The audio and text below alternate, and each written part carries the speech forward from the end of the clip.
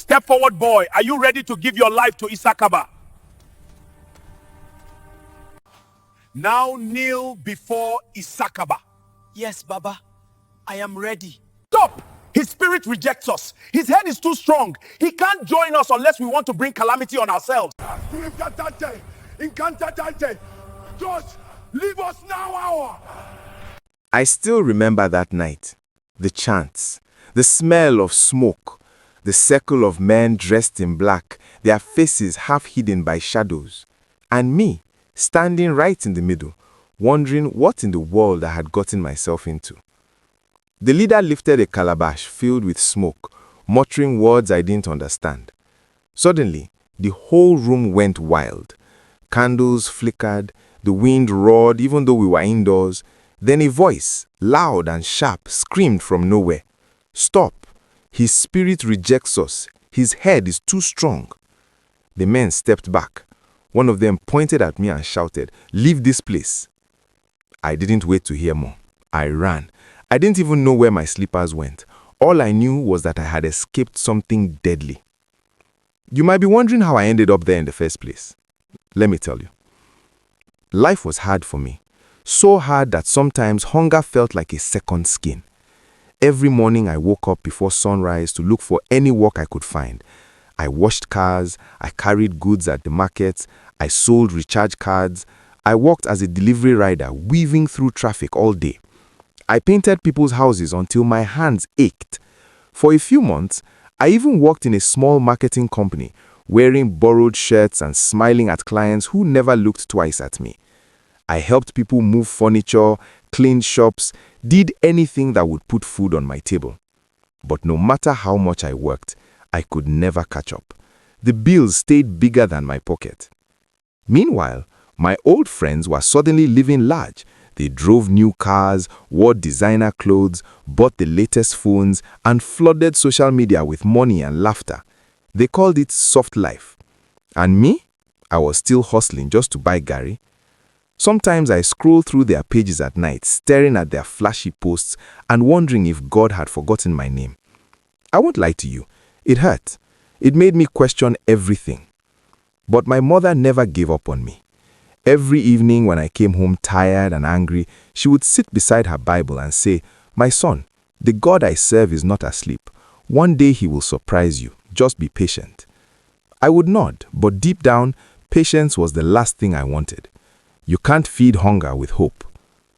Then one afternoon, something happened that changed everything. I met my old friend, Deji. Back in school, we used to borrow each other's notebooks. Now he was stepping out of a brand new Benz, gold chain shining on his neck, spraying money like it grew in his pocket. I was shocked. He smiled and said, "Tunde, long time, eh? You still dey hustle?" We talked for a while, and I couldn't help asking how he made it. He just laughed and said, "It's business, but not for everyone." That answer bothered me for days. I kept thinking about it until curiosity became hunger. A week later, I went to his house. The place looked like something from a music video. Marble floors, huge TV, expensive perfume everywhere. I begged him to show me the way. At first, he refused. Then he looked at me and said, "Tunde, are you sure your heart is strong enough for what you're asking?" I didn't even understand what that meant. All I knew was that I was tired of suffering. I told him yes. That night, my mother was praying in her room like she always did. She said, "God, wherever my son is tonight, cover him with your hand. Let no darkness touch his life." Maybe that was the prayer that saved me. A few nights later, Deji called. "Bro, are you ready?" he asked. "Ready for what?" "To make real money," he said. I followed him out of the city. The road was quiet, too quiet. When we stopped, I saw a compound surrounded by trees. Men in black robes waited inside. The air was thick and cold.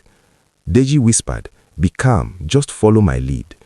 My body started shaking, but I tried to act brave. They gave me something to drink. It tasted like metal. Then the chanting started. The leader poured smoke from a calabash and told me to step forward. I did. That was when everything went mad. The candles burst, the ground vibrated, and that voice, the one that sounded older than time, shouted, "His spirit rejects us. His head is too strong. Send him away." Before I could blink, the men pushed me out. I didn't wait to argue. I ran until my legs gave up. For days, I couldn't sleep. I kept asking myself what that voice meant. Strong head, rejects us. Was that a good thing or a curse? The more I thought, the sadder I became. I felt broken, like even failure refused to accept me. Every night I lay awake staring at the ceiling, asking why my life never works like everyone else's.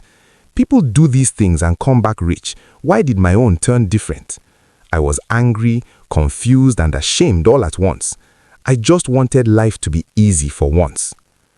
2 weeks later, I got my answer. News spread that Deji had crashed his Benz on 3rd Mainland Bridge. He survived, but people said all his money disappeared overnight. His shops closed, his account was empty, even his skin looked pale and dry like someone who hasn't slept in years. I visited him in the hospital. He looked at me with eyes full of fear and whispered, "I thought I could cheat them. They gave me 5 years of wealth, 5 years to live like a king. My time is up." Then he started coughing, and that was the last time I saw him alive.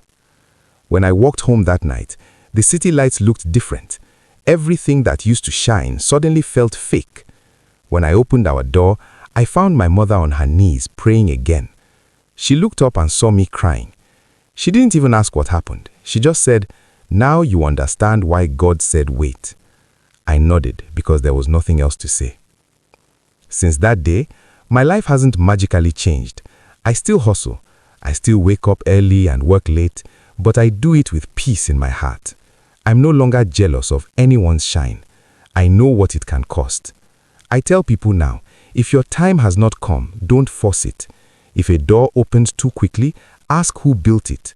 Some shortcuts lead straight into darkness, and some delays are God's way of protecting you from what you can't see. My mother's prayers were my shield. That night in the shrine, when the voice said my head was too strong, I finally understood. It wasn't just my strength, it was her faith covering me. So whenever I feel discouraged, I remember Deji, and I whisper a quiet thank you for every closed door. Because not every rejection is bad. Sometimes it's heaven saving you from a success that would have destroyed you. No matter what you do, always be patient for your own turn. Don't rush life.